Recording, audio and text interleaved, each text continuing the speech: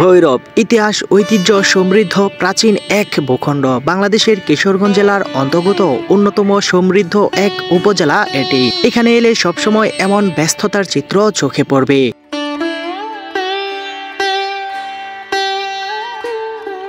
এই শহরের এক পাশ দিয়ে বয়ে গেছে মেঘনা নদী আর অপর পাশ দিয়ে বয়ে গেছে পুরাতন ব্রহ্মপুত্র নদী। এই নদী দুইটি ভৈরব বাজার অতিক্রম করে একসাথে মিলিত হয়েছে।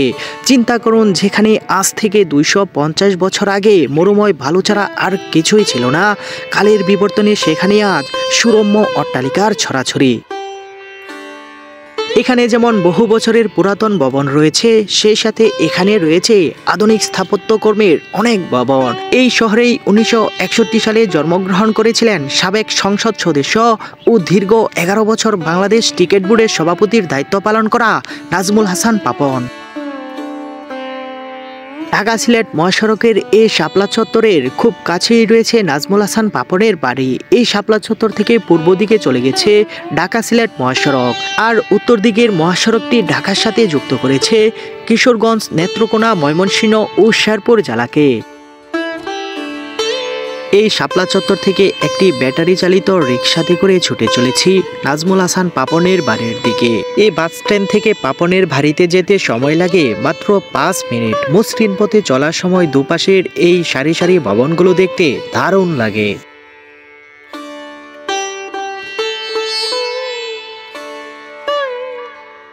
কিছু দূর এমন পথে চলার পর বাম দিকে দেখতে পেলাম জিল্লুর রহমান তোরণ। বলে রাখি, বাংলাদেশের 19তম সাবেক রাষ্ট্রপতি জিল্লুর রহমানের একমাত্র পুত্র সন্তান হলেন নাজমুল হাসান পাপন। এই তোরণ অতিক্রম করার পর 1 মিনিটের মধ্যে পৌঁছে গেলাম জিল্লুর রহমান তথা নাজমুল হাসান পাপনের বাসভবনের সামনে। এই ভবনে প্রবেশের মূল প্রবেশদ্বারটি তালাবদ্ধ। এই ভবনটি জিল্লুর রহমান তৈরি করেছিলেন। জুলাইয়ের আন্দোলনের পর থেকে এখানে আর কেউ এখন বসবাস করে না। দোতলা এই ভবনের নিচতলার দেওয়ালে সিরামিক ও টাইলসের রূপায়ণে অঙ্কন করা হয়েছে দেশের সাবেক রাষ্ট্রপতি জিল্লুর রহমানের প্রতিকৃতি। 1961 সালে 31 মে উত্তর ভৈরবপুর এই গ্রামের বাড়িতে জন্মগ্রহণ করেন নাজমুল হাসান পাপন। ঢাকা বিশ্ববিদ্যালয় থেকে ব্যবসা শিক্ষা শাখায় MBA পাশ করার পর রাজনৈতিক অঙ্গনে প্রবেশ করেন তিনি। 2009 সাল থেকে 24 সাল পর্যন্ত তিনি কিশোরগঞ্জের 6 আসন থেকে সংসদ সদস্য ছিলেন। 2024 সালে সংসদ সদস্যের পাশাপাশি তিনি যুব ও ক্রীড়ামন্ত্রীর দায়িত্ব পান। 2013 থেকে 24 সাল পর্যন্ত বাংলাদেশ ক্রিকেট বোর্ডের সভাপতির দায়িত্ব পালন করেন নাজমুল হাসান পাপন। এছাড়াও একই সাথে বেক্সিমকো ফার্মাসিউটিক্যাল কোম্পানির ব্যবস্থাপক পরিচালক ছিলেন এবং আবাহনী লিমিটেড ক্রিকেট কমিটির সভাপতি ছিলেন তিনি। রাজনৈতিক অঙ্গন কিংবা ক্রিকেট বোর্ডের সভাপতি হওয়ার পর তার কর্মকাণ্ড কারোরই এখন আর অজানা নয়। রাষ্ট্রপতি জিল্লুর রহমান বাড়ি এখানে তো আসতো নি। হ্যাঁ, উনি আসতো, কিন্তু এই উনার সম্বন্ধে যে কোনো যাই যাক, কিন্তু জিল্লুর রহমানটা কেউ খারাপ বলতে পারবে না। সে নৈতিক চরিত্রের কোনো মানুষ ছিল না, খুব ভালো মানুষ ছিল।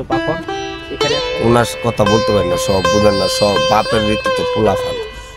ঠিক আছে, আপনার যদি পাঁচটা বলা ফার্স্ট রীতি, এটা নিয়ে আপনি আপনি কি এখানে আসছিল?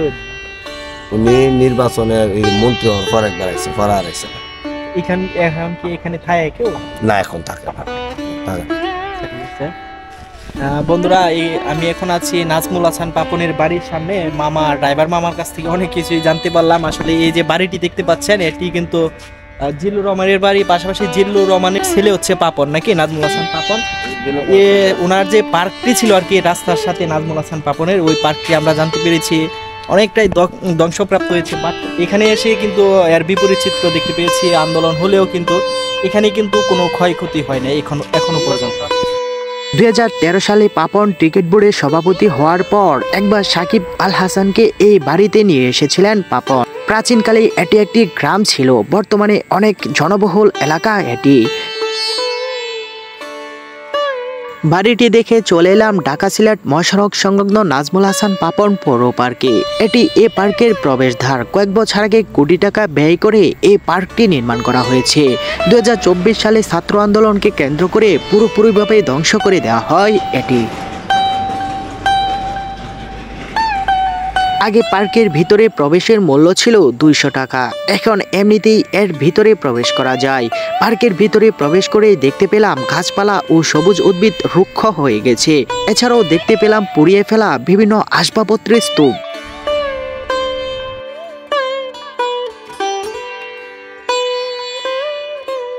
কিন্তু একটি রাইড দেখতে পাচ্ছি আর কি, নাজমুল হাসান পাপনের যে পৌর পার্ক ছিল ভৈরবের, ঠিক এই পার্কটির অবস্থা দেখুন আপনারা। এখানে যে রাইডটি ঘুমের রাইড অর্থাৎ ঘোড়া রাইড ছিল, দেখুন আপনারা এটিও কিন্তু মানে ছাত্ররা একেবারে ধ্বংস করে দিয়েছে।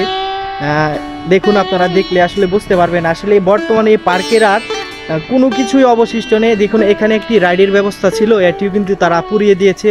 আসলে এই পার্কটি আগে কিন্তু খুবই সুন্দর ছিল, আর এখানে প্রবেশ করার জন্য টিকিটের মূল্য ছিল 200 টাকা, কিন্তু তারা যখন এটি পুড়িয়ে দিয়েছে অর্থাৎ এখন কিন্তু আর এখানে তেমন লোকও নেই, অনেকে আসে সেই পুরা পার্কটি ঘুরে আবার চলে যায়। এখানে অ্যাকোরিয়ামের পাশাপাশি ছিল সুইমিং পুল। অ্যাকোরিয়ামের গ্লাসগুলো ভেঙে ফেলা হয়েছে, তবে অ্যাকোরিয়ামের কালারফুল মাছগুলো এখনো চোখে পড়ে। এখানে যে আপনারা যে ছোট ছোট ঘরগুলো দেখতে পাচ্ছেন, এইগুলো কিন্তু মানে সম্পূর্ণই ধ্বংস করে ফেলা হয়েছে। আসলে পার্কে যারা ঘুরতে আসতো আর কি, ওই সময় ঠিক এখানে বসে কিন্তু তারা খাওয়া দাওয়া করতো, পাশাপাশি একটি শপ ছিল আর কি পার্কের ভিতর। দেখুন এটিও কিন্তু একটি শপ ছিল, এটিও ছিল মানে এই পাশে যেগুলো দেখতে পাচ্ছেন এগুলো পুরাটাই শপ ছিল। দেখুন এখানে কিন্তু মানে বিভিন্ন খাবারের নাম লেখা রয়েছে আর কি, পার্কের ক্যাফে, জুস অ্যান্ড আইস বার। যে রাজনীতি নিজের স্বার্থে ব্যবহার করা হয়, সে রাজনীতি জনগণের কাছে নিজের অস্তিত্ব যে বেশি দিন ধরে রাখতে পারে না, তার বড় প্রমাণ দেখতে পাবেন এখানে এলে। জিল্লুর রহমান ভাষা আন্দোলন থেকে শুরু করে 71-এর মুক্তিযুদ্ধ কিংবা তার রাজনৈতিক জীবনে যে সম্মান অর্জন করেছিলেন, তার নিমিষেই ধূলিসাৎ করে দিয়েছে নাজমুল হাসান পাপন। এখানে কাউকে ছোট বড় কিংবা রাজনৈতিক বিষয়ে কোনো কথা বলার ইচ্ছাই আমার নেই। নাজমুল হাসান পাপনের জীবনী, বাড়ি ও পার্কের বর্তমান পরিস্থিতি তুলে ধরার চেষ্টা করেছি মাত্র।